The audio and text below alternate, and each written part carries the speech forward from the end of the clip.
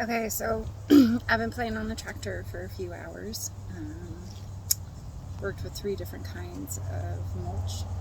Red's really hard to work with. Um, Anyways, I'm a rock star. I got it.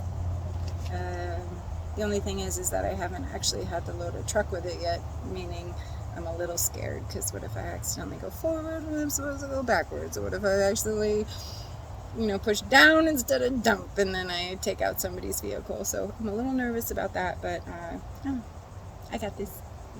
Bye.